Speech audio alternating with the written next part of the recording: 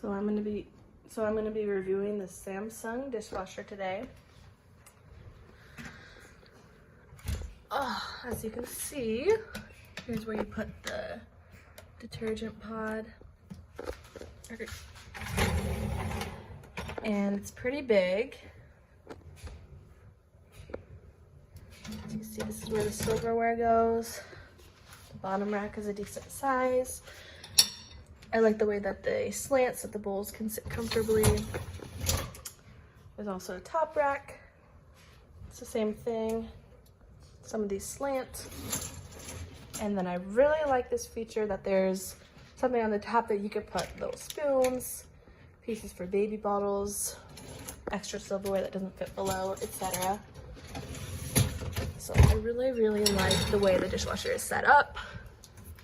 And here was what the front looks like.